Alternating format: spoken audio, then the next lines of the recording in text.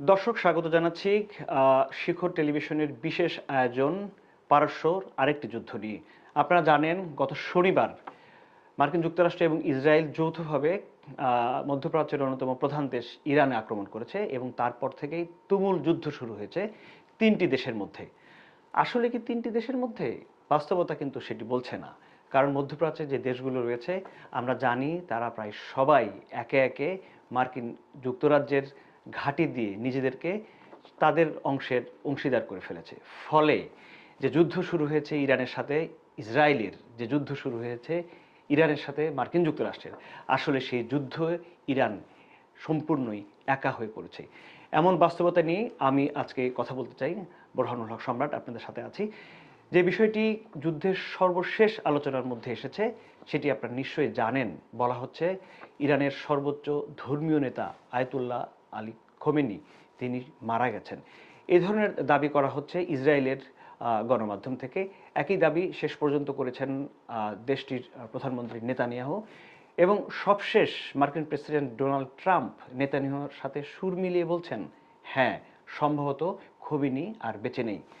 যদি তাই হয়, যদি খোমেনি বেঁচে না থাকে, তাহলে এই যুদ্ধের পরিণতি কি? আমরা জানি যে যুদ্ধের নেতা থাকেন না, যে যুদ্ধের লিডার থাকে না, শেষ পর্যন্ত সেই যুদ্ধ শেষ পর্যন্ত পরাজয় বরণ করে তারা, যারা তাদের নেতাকে হারান।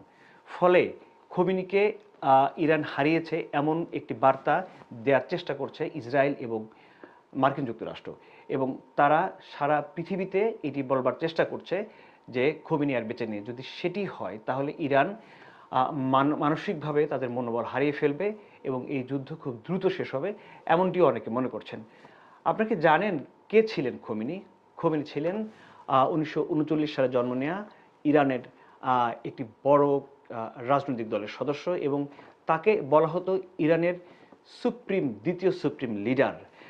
1981 সাল থেকে 1989 সাল পর্যন্ত ইরানের সর্বোচ্চ নেতা এবং সরকার প্রধান ছিলেন। তারপরে উনি সর্বোচ্চ নেতা হয়ে যান এবং তারপর থেকে ইরানের যত ধরনের সরকার আসেন তারা সবাই খোমেনিকে তাদের সর্বোচ্চ পর্যায়ের নেতা হিসেবে স্বীকৃতি দিয়ে আসেন।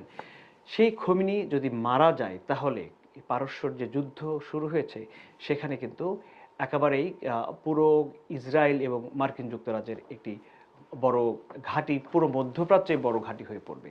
আপনারা নিশ্চয়ই জানেন ইরাকের পরিণতি কী হয়েছে, আপনারা নিশ্চয়ই জানেন সিরিয়ার পরিণতি কী হয়েছে, আপনারা নিশ্চয়ই এটিও জানেন মিশরের পরিণতি কী হয়েছে। ফলে এই ভূ রাজনীতির ক্ষেত্রে একটি গুরুত্বপূর্ণ অধ্যায় নতুন করে যোগ হতে যাচ্ছে এই ইরান যুদ্ধকে কেন্দ্র করে। এই জাতীয় আরও খবর আমরা আপনাদেরকে জানাবো, আমাদের সাথেই থাকুন।